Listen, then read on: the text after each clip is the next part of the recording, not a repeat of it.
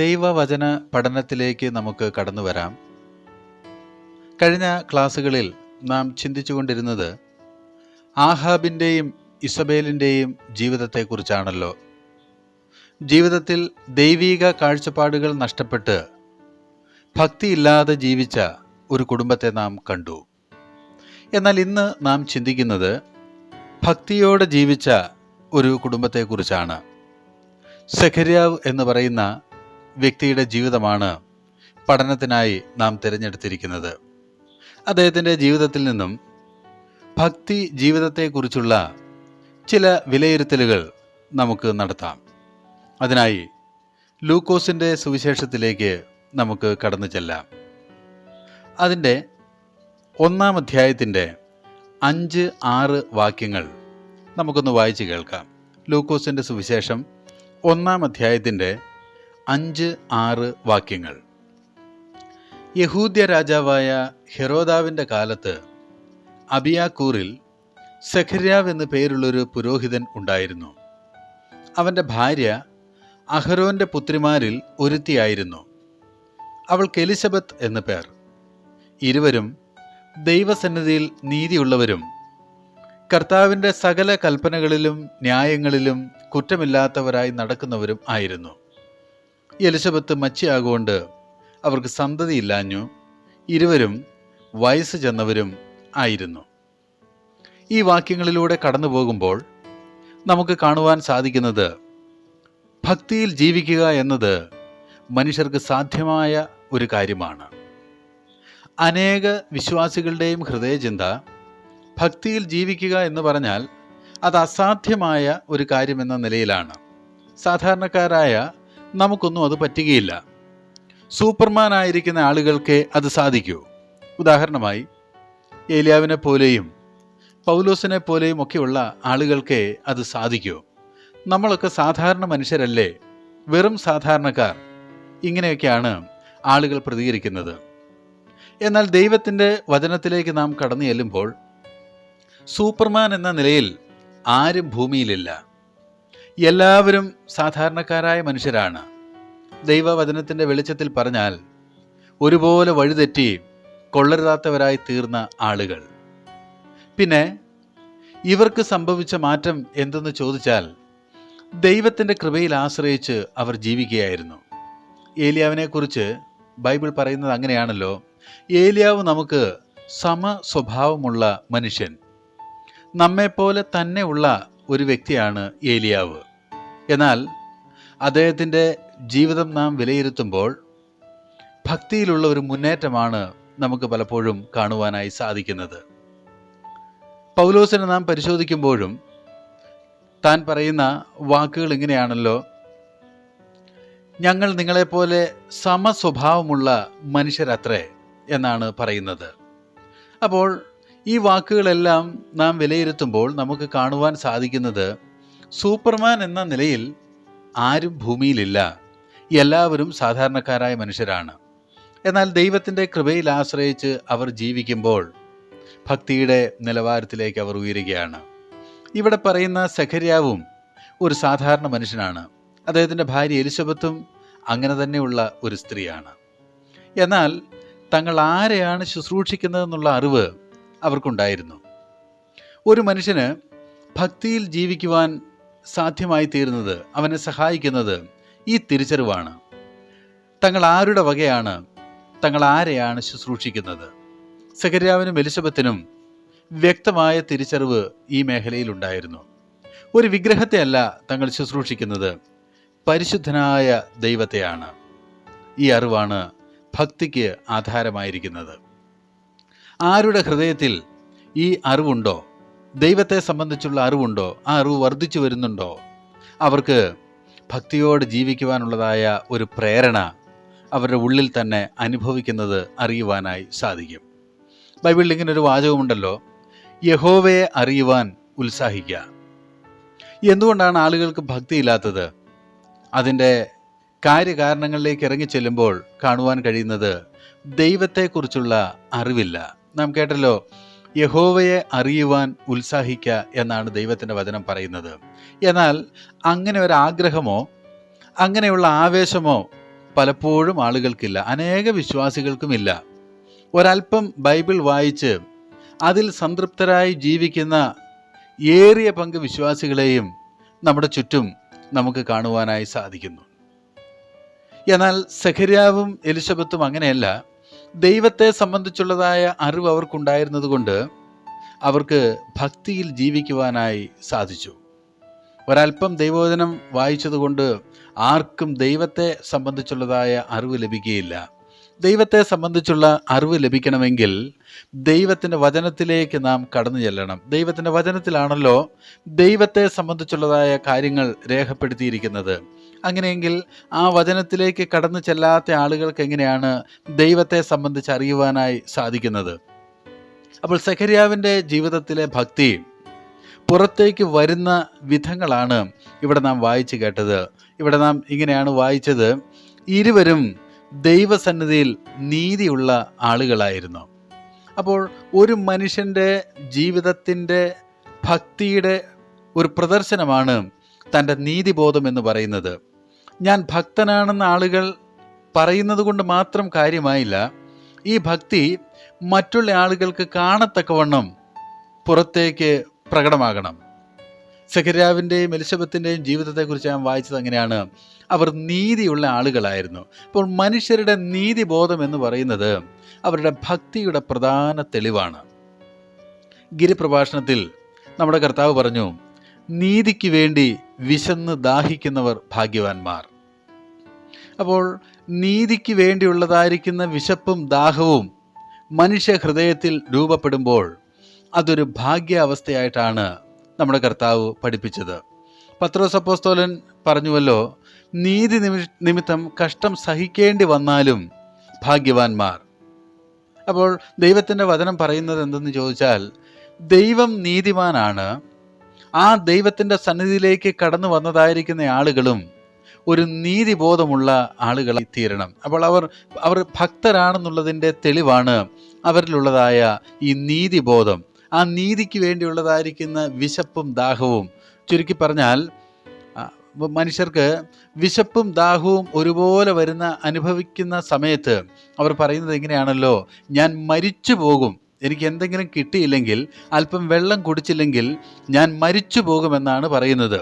വിശപ്പും ദാഹവും ഒരുപോലെ അവരെ ഭരിക്കുകയാണ്. അതുപോലെ നീതി ഇല്ലാത്തൊരു ജീവിതമെന്ന് പറയുന്നത് ഞാൻ മരിക്കുന്നതിന് തുല്യമാണ് എന്ന് എണ്ണുന്നതാണ് ഭക്തി എന്ന് പറയുന്നത്. എന്നാൽ സങ്കടമെന്ന് പറയട്ടെ, അനേക വിശ്വാസികൾക്കും ഈ നീതിബോധം ഇല്ല എന്നുള്ളതാണ്. പണത്തോടുള്ള ബന്ധത്തിൽ നീതി നഷ്ടപ്പെടുത്തുന്നതിൽ ഒരു സങ്കടവും പല ആളുകൾക്കുമില്ല. അതുപോലെ സ്വന്തം കാര്യങ്ങളോടുള്ള ബന്ധത്തിലുമൊക്കെ നീതി നഷ്ടപ്പെടുത്തി കളയുന്നതിൽ ഒരു ദുഃഖവും പലർക്കുമില്ല. എന്നാൽ എൻ്റെ ഭക്തി എന്ന് പറയുന്നത് എൻ്റെ ജീവിതത്തിൽ പ്രകടമാക്കുന്ന നീതിബോധമാണ്. സെഖര്യാവിനെക്കുറിച്ചും എലിശബത്തിനെക്കുറിച്ചും നാം വായിച്ച അതാണ്. ഇരുവരും ദൈവസന്നിധിയിൽ നീതിയുള്ള ആളുകളായിരുന്നു. മാത്രമല്ല അവരുടെ ഭക്തിയുടെ അടുത്ത പ്രകടനം നാം അതോട് ചേർത്ത് വായിക്കുകയാണ്. കർത്താവിൻ്റെ സകല കൽപ്പനകളിലും ന്യായങ്ങളിലും കുറ്റമില്ലാത്തവരായി നടക്കുന്നവരായിരുന്നു ഇവർ. ദൈവത്തിൻ്റെ വചനത്തെ ഹൃദയത്തോട് ചേർത്ത് നിർത്തുന്ന ഒരു കുടുംബമായിരുന്നു ഇവരുടെ കുടുംബം. തൻ്റെ ജനം മിസ്രൈമിൽ നിന്ന് പുറപ്പെട്ടപ്പോൾ തന്നെ അവർക്ക് ജീവിക്കുവാനുള്ള പ്രമാണം ദൈവം അവർക്ക് നൽകി. ജീവിതത്തിൻ്റെ എല്ലാ വശങ്ങളെ സംബന്ധിച്ചുമുള്ള വിവരണം ദൈവം നൽകിയ പ്രമാണത്തിലുണ്ട്. ഈ പ്രമാണങ്ങളെ മുറുകെ പിടിച്ചൊരു കുടുംബമാണ് സെഖര്യാവിൻ്റെ കുടുംബം. അതാണ് നാം വായിച്ചു കേട്ടത്. കർത്താവിൻ്റെ സകല കൽപ്പനകളിലും ന്യായങ്ങളിലും കുറ്റമില്ലാത്തവരായി നടക്കുന്നതായ ആളുകൾ. അതിൻ്റെ അർത്ഥം അവർ പാപരഹിതരായിരുന്നു എന്നല്ല. നീതിമാൻ ആരുമില്ല എന്നാണല്ലോ ദൈവത്തിൻ്റെ വചനം പറയുന്നത്. എന്നാൽ ദൈവവചനം അനുസരിക്കുന്നതിൽ ആത്മാർത്ഥതയുള്ളൊരു ഹൃദയം അവർക്കുണ്ടായിരുന്നു. ഇങ്ങനെ പറയാം, ബോധമുള്ള ഒരു ഹൃദയം അവർക്കുണ്ടായിരുന്നു. അപ്പോൾ ഒരാൾ ഭക്തിയോടെ ജീവിക്കുന്നതിൻ്റെ തെളിവ് എന്തെന്ന് ചോദിച്ചാൽ ആ വ്യക്തിക്കുള്ളതായ പാപബോധമാണ്. ദൈവത്തിൻ്റെ വചനത്തോട് താൻ കാണിക്കുന്നതായ ആത്മാർത്ഥതയാണ്. ഇതെല്ലാം അദ്ദേഹത്തിൻ്റെ ഭക്തിയുടെ തെളിവുകളാണ്. സെഖര്യാവിൻ്റെ കുടുംബത്തിൽ നാം കണ്ടത് അതാണ്. അവരുടെ നീതിബോധം, കർത്താവിൻ്റെ സകല കൽപ്പനകളിലും ന്യായങ്ങളിലും കുറ്റമില്ലാതെ നടക്കുന്നതായ ഒരു പ്രകൃതം. ഇന്ന് പല വിശ്വാസികളുടെയും ജീവിതത്തിൽ ദൈവവചനം ഒരു സ്വാധീനമായി നിൽക്കുന്നില്ല. അവർ രക്ഷിക്കപ്പെട്ടു എന്നാണ് പറയുന്നത്, അവർ സഭയുടെ യോഗങ്ങളിൽ അവർ പങ്കെടുക്കുന്നുണ്ട്. എന്നാൽ അവർ ചോദിക്കുന്നത് വളരെ സങ്കടപ്പെടുത്തുന്നതായ വാക്കുകളും ചോദ്യങ്ങളുമൊക്കെയാണ്. ചില ആളുകളെങ്കിലും ചോദിക്കാറുണ്ട്, ബൈബിൾ പ്രകാരമൊക്കെ ജീവിക്കാനായിട്ട് ആർക്ക് സാധിക്കും? നിങ്ങൾ പറയുന്നത് പോലെ ബൈബിൾ മാത്രം അനുസരിച്ച് ജീവിക്കാനായിട്ട് ആർക്കെങ്കിലും സാധിക്കുമോ? ഇങ്ങനെയൊക്കെയാണ് വിശ്വാസികളായ ആളുകൾ പോലും പലപ്പോഴും ചോദിക്കുന്നത്. ഇനി ചില ആളുകൾ ചോദിച്ചില്ലെങ്കിൽ അവരുടെ ഹൃദയത്തിലുണ്ട്, ഇതൊക്കെ ആ കാലത്തേക്ക് നൽകിയതല്ലേ എന്ന് പറഞ്ഞാൽ, അപ്പോസ്തലന്മാർ ജീവിച്ചതായിരിക്കുന്ന ആ കാലത്തേക്ക് നൽകിയതല്ലേ, ഇന്ന് ഇതൊക്കെ എത്രത്തോളം അനുസരിച്ച് ജീവിക്കാനായിട്ട് സാധിക്കും? എന്നാൽ ഈ കുടുംബത്തെക്കുറിച്ച് നാം വായിച്ചു കേട്ടത്, കർത്താവിൻ്റെ സകല കൽപ്പനകളിലും ന്യായങ്ങളിലും കുറ്റമില്ലാത്തവരായി നടക്കുന്നതായ ഒരു ഭർത്താവും ഭാര്യയും. ഇതാണ് ഭക്തിയിൽ ജീവിക്കുക എന്ന് പറയുന്നത്. ഇത് നമുക്ക് സാധ്യമായ ഒന്നാണ്, അസാധ്യമായ ഒന്നല്ല. നാം കണ്ടല്ലോ, സെഖര്യാവും എലിശബത്തും സാധാരണ മനുഷ്യരാണ്. എന്നാൽ തങ്ങൾ ആരെയാണ് ശുശ്രൂഷിക്കുന്നത് എന്നുള്ളതായ വ്യക്തമായ അറിവ് അവരുടെ ഹൃദയത്തിലുണ്ടായിരുന്നു. ആ തിരിച്ചറിവ് അവരെ നീതിബോധത്തിലേക്ക് നടത്തി ദൈവവചനത്തിൻ്റെ ഗൗരവം തിരിച്ചറിയുവാൻ ഇടയായി തീർന്നു.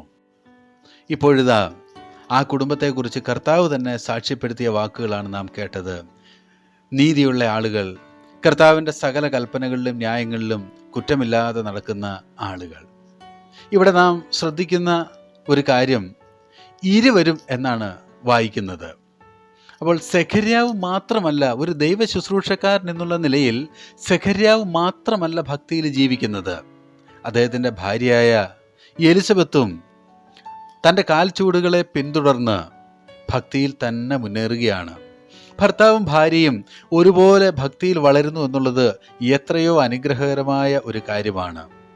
നമ്മുടെയൊക്കെ കുടുംബങ്ങളിലും ഇങ്ങനെയുള്ളതായിരിക്കുന്ന അനുഭവങ്ങൾ ഉണ്ടായിരുന്നെങ്കിൽ എത്ര സന്തോഷകരമായ ജീവിതം നയിക്കുവാൻ നമുക്ക് കഴിയുമായിരുന്നു. പലപ്പോഴും സംഭവിക്കുന്നത് എന്തെന്ന് ചോദിച്ചാൽ, പല കുടുംബങ്ങളിലും ഒരുപക്ഷെ പുരുഷന്മാർ ഭക്തിയുടെ നിലവാരത്തിൽ അവരെങ്ങനെ മുന്നേറും, സ്ത്രീകൾ ഏറെ പിന്നിലായിരിക്കും.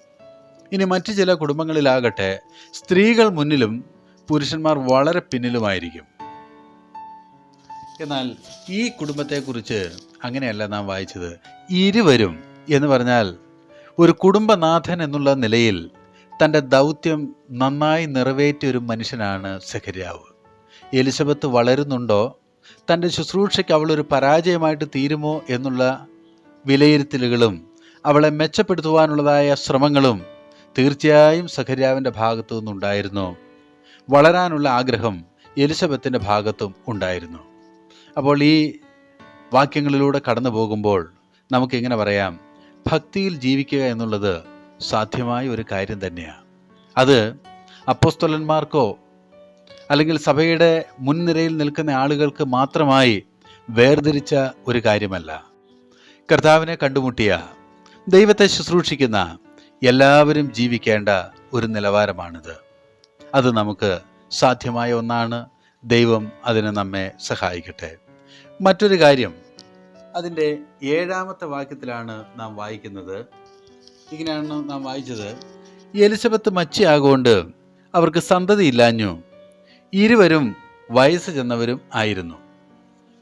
അപ്പോൾ ഭക്തിയിൽ ജീവിക്കുന്നതിനെക്കുറിച്ച് നാം ചിന്തിക്കുമ്പോൾ നമുക്കിങ്ങനെ പറയാം, ഭക്തിയിൽ ജീവിക്കുമ്പോഴും ദുഃഖങ്ങളുണ്ട്. ആദ്യം നാം കണ്ടു, ഭക്തിയിൽ ജീവിക്കുക എന്നുള്ളത് നമുക്ക് സാധ്യമായ ഒന്നാണ്. രണ്ടാമത് നാം ഇവിടെ കാണുന്നത്, ഭക്തിയിൽ ജീവിക്കുമ്പോഴും ദുഃഖങ്ങളുണ്ട്. ദൈവത്തെ വിശ്വസിക്കുവാൻ മനുഷ്യരെ പ്രേരിപ്പിക്കുന്ന ഒരു ഘടകം, ഇതോടെ എൻ്റെ എല്ലാ പ്രശ്നങ്ങളും തീരുമെന്ന ചിന്തയാണ്.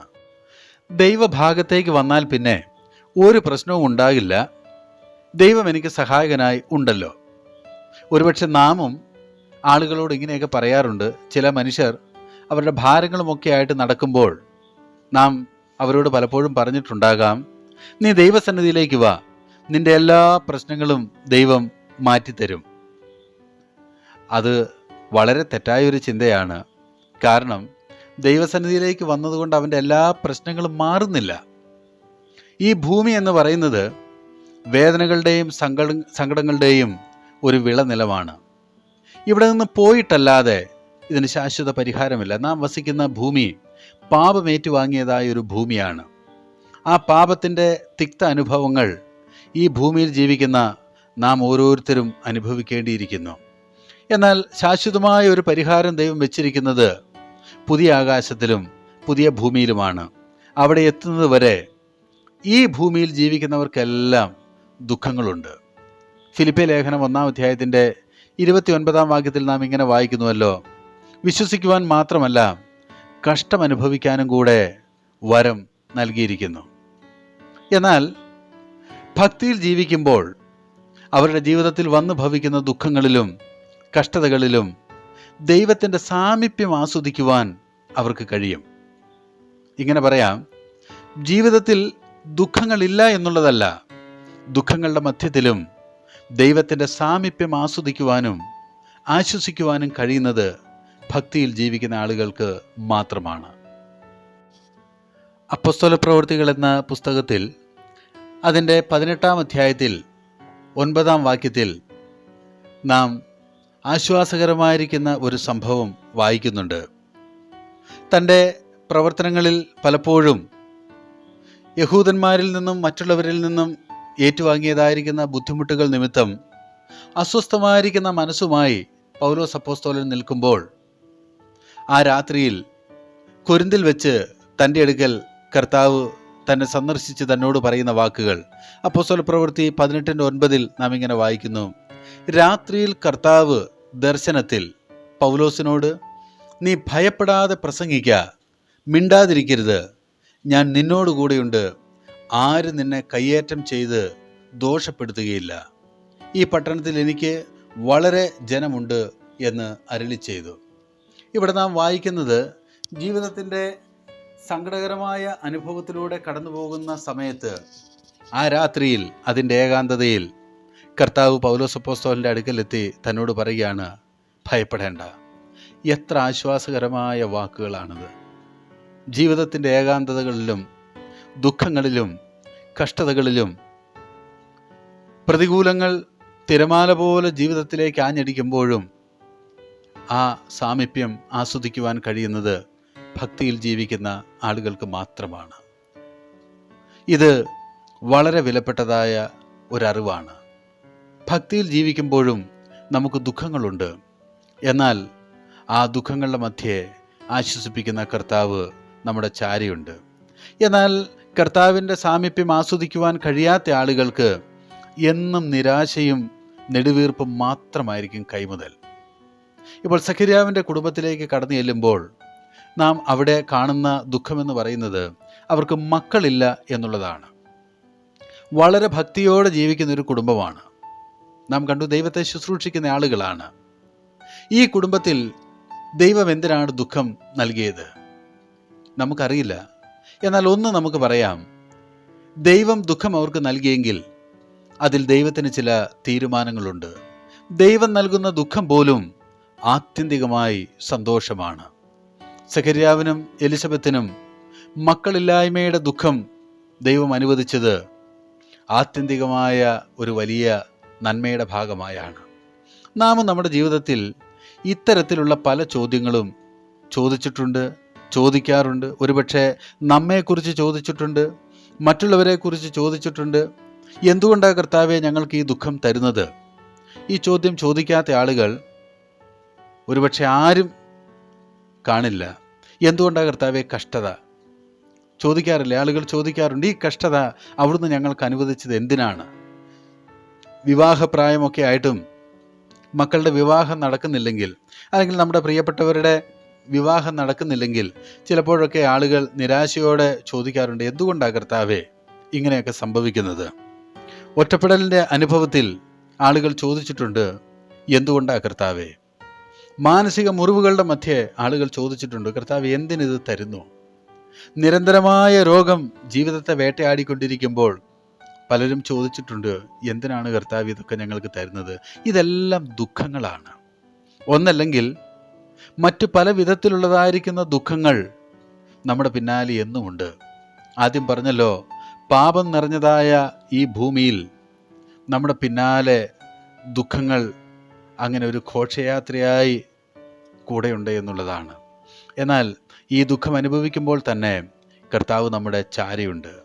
സഖര്യാവും എലിശബത്തും ദൈവസന്നിധിയിൽ ശുശ്രൂഷ ചെയ്യുന്ന ആളുകളാണ്.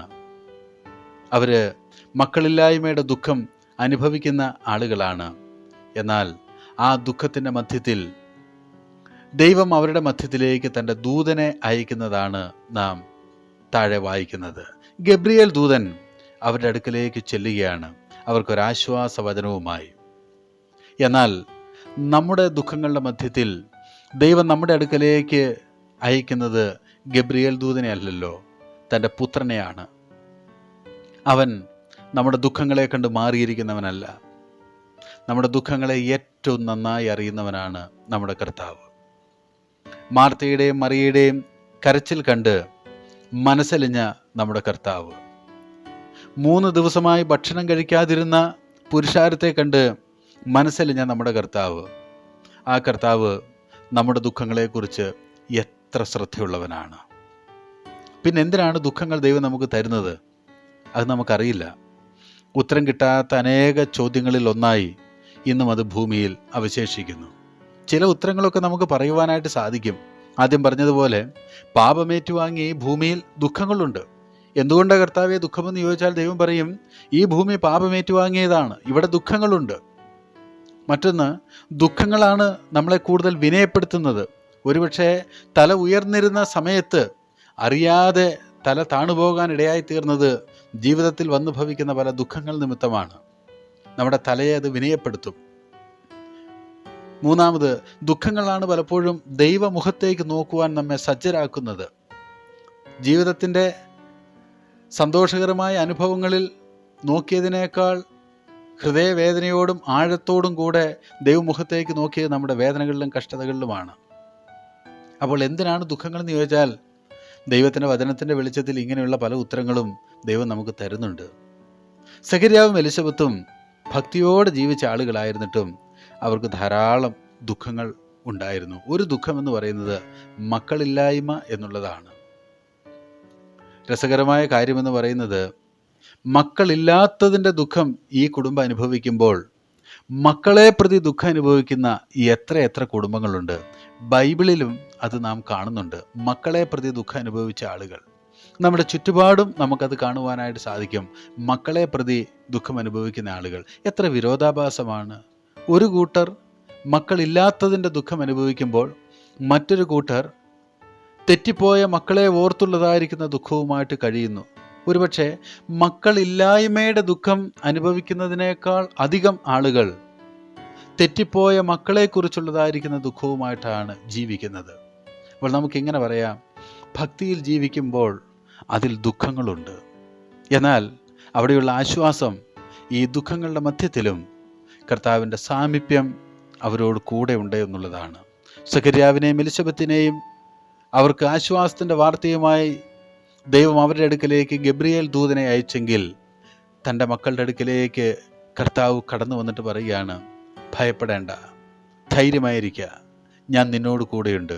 അപ്പോസ്തലനായിരിക്കുന്ന പൗലോസിനോട് പറഞ്ഞ ആ കർത്താവ്, അവൻ നമ്മുടെ ദുഃഖങ്ങളിലും നമ്മുടെ കൂടെയുണ്ട്. അപ്പോൾ ഭക്തി ജീവിതത്തെക്കുറിച്ച് നാം കണ്ടു. അത് നമുക്ക് സാധ്യമായ ഒന്നാണ്, അസാധ്യമായ ഒരു കാര്യമല്ല. ഭക്തിയിൽ ജീവിക്കുമ്പോഴും നമുക്ക് ദുഃഖങ്ങളുണ്ട്. മറ്റൊരു കാര്യം അതിൻ്റെ 11-ാമത്തെ വാക്യത്തിലാണ്. അപ്പോൾ കർത്താവിൻ്റെ ദൂതൻ ധൂപപീഠത്തിൻ്റെ വലത്തുഭാഗത്ത് നിൽക്കുന്നവനായിട്ട് അവന് പ്രത്യക്ഷനായി. നമുക്കിങ്ങനെ പറയാം, ഭക്തിയിൽ ജീവിക്കുമ്പോഴാണ് ദൈവം നമ്മോട് സംസാരിക്കുന്നത്. അല്ലെങ്കിൽ ഭക്തിയിൽ ജീവിക്കുന്ന ആളുകളെയാണ് ദൈവം തൻ്റെ കാര്യപരിപാടിയിൽ ഉപയോഗിക്കുന്നത്. ദൈവം സംസാരിക്കുന്നതും ദൈവത്തിൻ്റെ ശബ്ദം കേൾക്കുന്നതും എല്ലാ കാലത്തും ഭക്തരായിരിക്കും. അല്ലാത്ത ആളുകൾ ആരും ദൈവത്തിൻ്റെ ശബ്ദം കേൾക്കുകയില്ല. അതിൻ്റെ തെളിവുകൾ ബൈബിളിൽ നമുക്ക് കാണുവാനായിട്ട് സാധിക്കുന്നുണ്ട്. ഏലിയും ഏലിയുടെ മക്കളും ഭക്തിയില്ലാതെ ജീവിച്ച നാളുകളിൽ ദൈവവചനത്തിൽ അവരെക്കുറിച്ച് പറഞ്ഞത് ഇങ്ങനെയാണ്, ആ നാളുകളെക്കുറിച്ച് പറഞ്ഞത് ഇങ്ങനെയാണല്ലോ.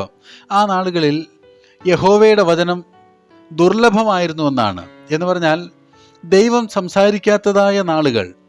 ജനം ദൈവത്തിൻ്റെ വചനം കേൾക്കുന്നില്ല, ദൈവം അവരോട് സംസാരിക്കുന്നില്ല. കാരണം ഭക്തിയില്ലാത്ത ആളുകളാണല്ലോ ശുശ്രൂഷാ രംഗത്ത് നിൽക്കുന്നത്. ഇത് നമ്മുടെ കണ്ണു തുറപ്പിക്കുന്നതായ ഒരു കാര്യമാണ്. ദൈവസഭയുടെ മുമ്പിൽ നിൽക്കുന്നതായ ആളുകൾ, കുടുംബത്തിൻ്റെ മുമ്പിൽ നിൽക്കുന്നതായ ആളുകൾ ഭക്തിയില്ലാത്ത ആളുകളാണെങ്കിൽ ദൈവം അവരോട് സംസാരിക്കുകയില്ല. അവർക്ക് ദൈവത്തിൻ്റെ ശബ്ദം കേൾക്കുവാനായി സാധിക്കുകയില്ല. എന്നാൽ ഏലിയുടെയും മക്കളുടെയും നാളുകളിൽ ശമൂവേൽ ആ ശബ്ദം കേട്ടു. കാരണം ദൈവത്തെ സ്നേഹിക്കുന്ന ഒരു ഹൃദയം ശമൂവേലിനുണ്ടായിരുന്നു. നമുക്കിങ്ങനെ പറയാം, ദൈവത്തെ സ്നേഹിക്കുന്ന ഹൃദയങ്ങൾക്ക് മാത്രമേ ദൈവത്തിൻ്റെ ശബ്ദം കേൾപ്പാനായി സാധിക്കൂ. കർത്താവ് പറഞ്ഞല്ലോ, ഹൃദയശുദ്ധിയുള്ള ആളുകൾ ഭാഗ്യവാന്മാർ, അവർ ദൈവത്തെ കാണും. അപ്പോൾ ദൈവത്തെ കാണുന്നതും ദൈവത്തെ സംബന്ധിച്ച് കേൾക്കുന്നതും ആരെന്ന് ചോദിച്ചാൽ ഭക്തിയിൽ ജീവിക്കുന്ന ആളുകൾ, അവർ മാത്രമേ ദൈവത്തിൻ്റെ ശബ്ദം കേൾക്കുകയുള്ളൂ. ദൈവത്തെ അറിയാൻ ആഗ്രഹിക്കുന്ന ഹൃദയങ്ങൾക്ക് മാത്രമേ ആ ശബ്ദം കേൾക്കാനായി സാധിക്കൂ. പല ആളുകളും പറയാറുണ്ട്, ബൈബിൾ വായിച്ചിട്ടൊന്നും മനസ്സിലാകുന്നില്ല. നാം എല്ലാം കേട്ടിട്ടുണ്ട്, ഒരുപക്ഷെ നാം തന്നെ പറഞ്ഞിട്ടുണ്ട്, ബൈബിൾ വായിച്ചിട്ടൊന്നും മനസ്സിലാകുന്നില്ല. എന്നാൽ അതിൻ്റെ മറുവശം, ദൈവത്തെ സ്നേഹിക്കാത്ത ഹൃദയങ്ങൾക്ക് എങ്ങനെയാണ് ബൈബിൾ മനസ്സിലാകുന്നത്? ദൈവത്തിൻ്റെ വചനമാണല്ലോ ബൈബിൾ. ദൈവത്തെ സ്നേഹിക്കാത്ത ഒരു ഹൃദയം ആ പുസ്തകം, ബൈബിൾ എന്ന പുസ്തകം എടുത്ത് ഇങ്ങനെ മറിച്ചുകൊണ്ടിരുന്നാൽ ആ വ്യക്തിക്ക് എങ്ങനെയാണത് മനസ്സിലാക്കുന്നത്? അതുകൊണ്ട് ബൈബിൾ മനസ്സിലാകണമെങ്കിൽ നമുക്ക് ആദ്യം വേണ്ടത് ദൈവത്തെ സ്നേഹിക്കുന്ന ഒരു ഹൃദയമാണ്. അവിടെ ആ ഹൃദയത്തോട് ദൈവം സംസാരിക്കും. ദൈവത്തിൻ്റെ ശബ്ദം വ്യക്തമായി കേൾക്കുവാനായി അവർക്ക് സാധിക്കും. ഒരു മനുഷ്യൻ തൻ്റെ ഹൃദയത്തിൽ ദൈവത്തെ അറിയാൻ ആഗ്രഹിക്കുന്നുവെങ്കിൽ ദൈവം എത്ര അധികമായി അവനോട് സംസാരിക്കും. എനിക്ക് പരിചയമുള്ള 1-2 മനുഷ്യർ അവരുടെ ജീവിതത്തിൻ്റെ ചില പ്രത്യേക അനുഭവങ്ങളിൽ ഒരു ദൈവമുണ്ടോ, ഒരു ദൈവം ഉണ്ടെങ്കിൽ എനിക്കതൊന്ന് മനസ്സിലാക്കി തരണമെന്ന് ആത്മാർത്ഥമായിട്ട് പ്രാർത്ഥിച്ചതായ ദിനങ്ങളിൽ ദൈവം പല നിലകളിൽ അവരുടെ ഹൃദയത്തോട് ഇടപെടുകയും അവരെ ദൈവത്തിൻ്റെ രക്ഷാപരിപാടിയിലേക്ക് ദൈവം വിളിച്ചു കൊണ്ടുവന്നതായ സംഭവങ്ങളെ കേൾക്കുവാനായും ആ വ്യക്തികളെ പരിചയപ്പെടുവാനായിട്ടും ഇടയായി തീർന്നിട്ടുണ്ട്. അപ്പോൾ അവരുടെ ജീവിതത്തിൽ ദൈവത്തെ അറിയാനുള്ള ഒരു ആഗ്രഹം അവരുടെ ഹൃദയത്തിലുണ്ടായിരുന്നു. ദൈവവചനം സത്യമാണെന്ന് കേൾക്കാനും അറിയാനുമുള്ള ആഗ്രഹം, വ്യക്തമായി മനസ്സിലാക്കാനുള്ള ആഗ്രഹം അവരുടെ ഹൃദയത്തിലുണ്ടായിരുന്നു. അവരുടെ ഹൃദയത്തോട് ദൈവം ഇടപെട്ടു. അപ്പോൾ ആരുടെ ഹൃദയത്തോടാണ് ദൈവം ഇടപെടുന്നത്? ദൈവത്തെ അറിയുവാൻ ആഗ്രഹമുള്ള, ഭക്തിയിൽ ജീവിക്കുവാൻ ആഗ്രഹമുള്ള ഹൃദയങ്ങളോടാണ് ദൈവം സംസാരിക്കുന്നത്. മോശെ ഒരിക്കൽ കർത്താവിനോട് പറഞ്ഞല്ലോ, നിന്റെ മഹത്വം എന്നെ കാണിച്ചു തരണമേ എന്ന്. തൻ്റെ മഹത്വം, അതിൻ്റെ ഒരു ഭാഗം ദൈവം മോശയ്ക്ക് വെളിപ്പെടുത്തി കൊടുത്തു. 50-ാം സങ്കീർത്തനത്തിൻ്റെ 23-ാം വാക്യത്തിൽ നാം ഇങ്ങനെ വായിക്കുന്നുണ്ട്, തൻ്റെ നടപ്പിനെ ക്രമപ്പെടുത്തുന്നവന് ഞാൻ ദൈവത്തിൻ്റെ രക്ഷയെ കാണിക്കും. അപ്പോൾ ദൈവം സംസാരിക്കുന്ന ആരോടാ? തൻ്റെ നടപ്പിനെ ക്രമപ്പെടുത്തുന്നവരോടാണ് ദൈവം സംസാരിക്കുന്നത്. ഭക്തിയിൽ ജീവിക്കുന്നവരോടാണ് ദൈവം സംസാരിക്കുന്നത്. ദൈവത്തെ ഭയപ്പെടുന്നവരോടാണ് ദൈവം ഇടപെടുന്നത്. സെഖര്യാവ് അങ്ങനെയുള്ള ഒരുവനായിരുന്നു. ഈ സെഖര്യാവിനെ ദൈവം ഉപയോഗിക്കുകയാണ്. ഒരു വലിയ കാര്യപരിപാടി സ്വർഗത്തിലെ ദൈവം ആവിഷ്കരിച്ചിട്ടുണ്ട്. മശിഹ വരുവാനുള്ള ദിനങ്ങൾ അടുത്തു. മശിഹായ്ക്ക് വഴിയൊരുക്കുവാൻ ഒരു മകനെ ആവശ്യമുണ്ട്. അതിന് തക്കവണ്ണം ദൈവം സെഖര്യാവ് എന്ന് പറയുന്ന വ്യക്തിയോട് സംസാരിക്കുകയാണ്. കാരണം ഭക്തിയിൽ ജീവിക്കുന്ന ഒരു കുടുംബമാണ്. നാം തൊട്ടുമുമ്പ് കണ്ടല്ലോ, ഇരുവരും ദൈവസന്നിധിയിൽ നീതിയുള്ളവരും കർത്താവിൻ്റെ സകല കൽപ്പനകളിലും ന്യായങ്ങളിലും കുറ്റമില്ലാതെ നടക്കുന്ന ആളുകളുമാണ്. കർത്താവിനെ സ്നേഹിക്കുന്ന ഹൃദയത്തിൻ്റെ ഉടമകളാണ്. ദൈവം അവരോട് സംസാരിക്കുകയാണ്. അപ്പോൾ ഈ വാക്യങ്ങളിലൂടെ കടന്നു പോകുമ്പോൾ ദൈവം നമ്മോട് സംസാരിക്കണമെങ്കിലും ഭക്തിയുള്ള ഒരു ജീവിതം നമുക്ക് ആവശ്യമാണ്. ദൈവം നമ്മെ ഉപയോഗിക്കണമെങ്കിൽ ഭക്തിയുള്ള ഒരു ജീവിതം നമുക്ക് ആവശ്യമാണ്. ചില ആളുകളെങ്കിലും പറഞ്ഞിട്ടുമുണ്ടല്ലോ, എനിക്ക് അവസരങ്ങളില്ല എന്നുള്ള വാക്കുകളൊക്കെ. ഭക്തിയിൽ ജീവിക്കുന്ന മനുഷ്യരെ ദൈവത്തിൻ്റെ കാര്യപരിപാടിയിൽ ദൈവം എല്ലാ നാളും ഉപയോഗിക്കും. പുതിയ നിയമത്തിൽ അനന്യാസിനെ ഒരു വലിയ ദൗത്യത്തിൻ്റെ ഭാഗമാക്കി ദൈവം തീർക്കുന്നത് നാം വായിക്കുന്നുണ്ട്. ശൗൽ എന്ന് പറയുന്നതായിരിക്കുന്ന വ്യക്തിയുടെ മാനസാന്തരത്തിനും അദ്ദേഹത്തിൻ്റെ മുന്നോട്ടുള്ളതായിരിക്കുന്ന വളർച്ചയിൽ ഒരു പടിയായി നിൽക്കുന്നതും അനന്യാസ് എന്നുള്ള വ്യക്തിയാണല്ലോ. അദ്ദേഹത്തെ ദൈവം ഉപയോഗിക്കുന്നത് നാം കാണുന്നുണ്ട്. പൗലോസിനോട് ദൈവം സംസാരിക്കുന്നു, അനന്യാസിനോട് ദൈവം സംസാരിക്കുന്നു. പഴയ നിയമത്തിൽ മോശയോടും അബ്രഹാമിനോടും ദാവീദിനോടും എല്ലാം ദൈവം സംസാരിക്കുന്നു. അവർ ദൈവത്തിൻ്റെ ശബ്ദം കേൾക്കുന്നു, അവർ ദൈവത്തിൻ്റെ കാര്യപരിപാടിയിൽ ഉപയോഗിക്കപ്പെടുന്നു. ആ ശബ്ദം കേൾക്കുവാനായിട്ട് നമുക്കിന്ന് കഴിയുന്നില്ലെങ്കിൽ നമുക്കെങ്ങനെയാണ് ദൈവത്തിൻ്റെ കാര്യപരിപാടിയിൽ ഉപയോഗിക്കപ്പെടാനായി സാധിക്കുന്നത്? ഞാൻ ശ്രദ്ധേയമായ ഒരു കാര്യം നിങ്ങളുടെ ശ്രദ്ധയിലേക്ക് കൊണ്ടുവരട്ടെ. സഖര്യാവിന് കർത്താവ് പ്രത്യക്ഷനാകുന്ന സ്ഥലം നാം ഇവിടെ വായിക്കുന്നുണ്ട്. കർത്താവിൻ്റെ ദൂതൻ ധൂപപീഠത്തിൻ്റെ വലത്തുഭാഗത്ത് നിൽക്കുന്നവനായി അവന് പ്രത്യക്ഷനായി. സഖര്യാവ് കർത്താവിൻ്റെ ദൂതനെ കാണുന്നത് വിശുദ്ധിയിലാണ്. ദൈവം സഖര്യാവിനോട് ഇടപെടുന്നത് വിശുദ്ധമായ അന്തരീക്ഷത്തിലാണ്, കർത്താവിൻ്റെ മന്ദിരത്തിൽ വെച്ചാണ്. അങ്ങനെയെങ്കിൽ ഈ വിശുദ്ധി എൻ്റെയും നിങ്ങളുടെയും ജീവിതത്തിൽ എത്രത്തോളം വർദ്ധിച്ചു വരുന്നുവോ ദൈവം നമ്മെ ഉപയോഗിക്കും. ദൈവം നമ്മോട് സംസാരിക്കും. ആ ശബ്ദം നമുക്ക് കേൾക്കുവാനായി സാധിക്കും. ആ വഴികളിൽ നമുക്ക് നടക്കുവാനായും സാധിക്കും. അപ്പോൾ ഭക്തിയിൽ ജീവിക്കുമ്പോഴാണ് ദൈവം നമ്മോട് സംസാരിക്കുന്നത്, ദൈവം നമ്മെ ഉപയോഗിക്കുന്നത്. 3 കാര്യങ്ങൾ ഇപ്പോൾ നാം കണ്ടു. നമുക്ക് സാധ്യമായ ഒന്നാണ് ഭക്തിയിൽ ജീവിക്കുക എന്നുള്ളത്. രണ്ടാമത് നാം കണ്ടു, ഭക്തിയിൽ ജീവിക്കുമ്പോഴും ദുഃഖങ്ങളുണ്ട്. വീണ്ടും നാം കണ്ടു, ഭക്തിയിൽ ജീവിക്കുമ്പോഴാണ് ദൈവം നമ്മോട് സംസാരിക്കുന്നത്, ദൈവം നമ്മെ ഉപയോഗിക്കുന്നത്. ഒരു കാര്യം കൂടെ കാണിച്ചു തരാം. അതിൻ്റെ 12-13 വാക്യങ്ങൾ. സഖര്യാവ് അവനെ കണ്ട് ഭ്രമിച്ച് ഭയപരവശനായി. ദൂതൻ അവനോട് പറഞ്ഞത്, സഖര്യാവേ, ഭയപ്പെടേണ്ട. നിന്റെ പ്രാർത്ഥനയ്ക്ക് ഉത്തരമായി നിന്റെ ഭാര്യ എലിസബത്ത് നിനക്കൊരു മകനെ പ്രസവിക്കും. അവന് യോഹന്നാൻ എന്ന് പേർ ഇടണം. നിനക്ക് സന്തോഷവും ഉല്ലാസവും ഉണ്ടാകും. ഇവിടെ നാം വായിച്ച വാക്യങ്ങളുടെ വെളിച്ചത്തിൽ ഇങ്ങനെ നമുക്ക് പറയാം, ഭക്തി ജീവിതമാണ് പ്രാർത്ഥനയ്ക്ക് ഉത്തരം ലഭിക്കുന്നതിന് മുഖാന്തരമായിരിക്കുന്നത്. ആരുടെ പ്രാർത്ഥനയാണ് ദൈവം കേൾക്കുന്നത്? ഭക്തിയിൽ ജീവിക്കുന്നവരുടെ പ്രാർത്ഥനയാണ് ദൈവം കേൾക്കുന്നത്. ആർക്കാണ് ദൈവം ഉത്തരം കൊടുക്കുന്നത്? ഭക്തിയിൽ ജീവിക്കുന്ന ആളുകൾക്കാണ് ദൈവം ഉത്തരം കൊടുക്കുന്നത്. ദൂതൻ സഖര്യാവിനോട് പറഞ്ഞത് അങ്ങനെയാണല്ലോ, നിന്റെ പ്രാർത്ഥനയ്ക്ക് ഉത്തരം ലഭിച്ചു. അപ്പോൾ ആരുടെ പ്രാർത്ഥനയാണ് ദൈവം കേൾക്കുന്നത്? സഖര്യാവിനോട് പറഞ്ഞു, നിന്റെ പ്രാർത്ഥനയ്ക്ക് ഉത്തരം ലഭിച്ചു.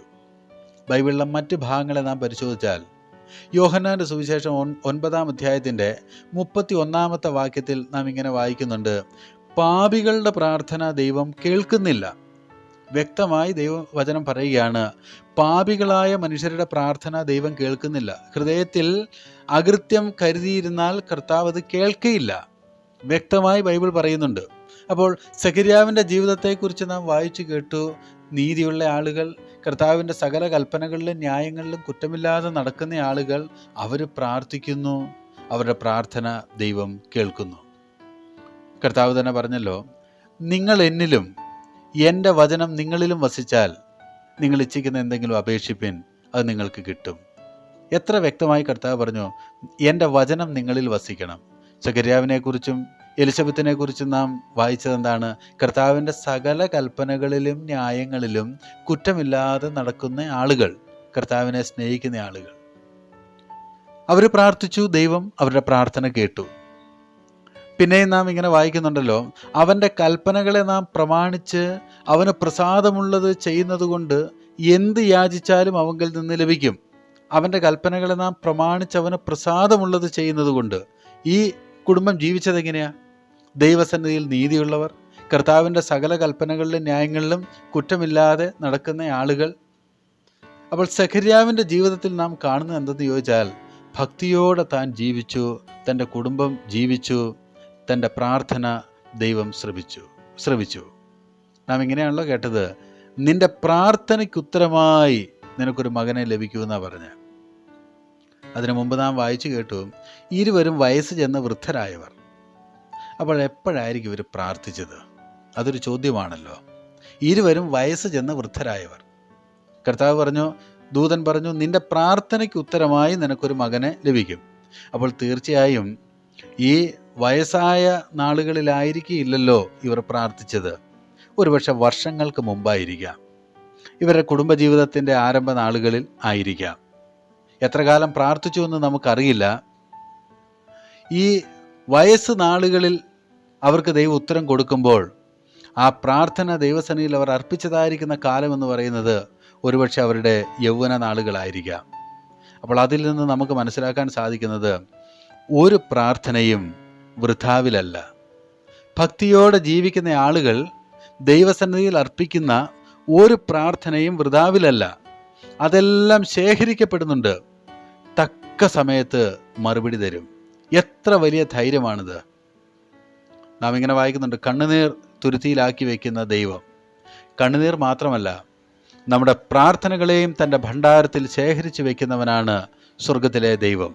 എന്നാൽ ദൈവവചനം മുറുകെ പിടിക്കാത്ത ആളുകളുടെ, ഭക്തി ജീവിതത്തെ അലക്ഷ്യമാക്കുന്ന ആളുകളുടെ പ്രാർത്ഥനയ്ക്ക് ദൈവം ഉത്തരം കൊടുക്കുകയില്ല. അത് ബൈബിൾ വ്യക്തമായിട്ട് പറയുന്നുണ്ട്. ദൈവവചനത്തെ അലക്ഷ്യമാക്കിയും ദൈവവചനത്തെ അവഗണിച്ചും ജീവിക്കുന്ന ആളുകൾ പ്രാർത്ഥിക്കുമ്പോൾ ആ പ്രാർത്ഥനയ്ക്ക് ദൈവത്തിൽ നിന്ന് ഉത്തരമില്ല. എന്നാൽ ഭക്തിയോടെ ആളുകൾ ജീവിക്കുമ്പോൾ അവരുടെ പ്രാർത്ഥനയ്ക്ക് ഉത്തരമുണ്ട്. അപ്പോൾ അങ്ങനെയെങ്കിൽ ഒരു ചോദ്യം, ഇത്രയും നാൾ ഇവർക്ക് ദൈവം ഉത്തരം കൊടുക്കാതിരുന്നത് എന്തുകൊണ്ടാണ്? എത്രയോ നാളുകളായി മക്കളില്ലാത്ത ദുഃഖം ഈ കുടുംബം അനുഭവിക്കുന്നു. എന്നാൽ ഇതുവരെ ദൈവം അവർക്ക് ഉത്തരം കൊടുക്കാതിരുന്നത് എന്തുകൊണ്ടാണ്? അതിൻ്റെ കാരണം നമുക്കിവിടെ കാണുവാൻ സാധിക്കുന്നുണ്ട്. ഈ മകനെക്കുറിച്ച് ദൈവത്തിനൊരു പരിപാടിയുണ്ട്. സഖര്യാവിനും എലിശബത്തിനും ദൈവം ഒരു മകനെ കൊടുക്കുമ്പോൾ ആ മകനെക്കുറിച്ച് സർവശക്തനൊരു പരിപാടി പ്ലാൻ ചെയ്തിട്ടുണ്ട്.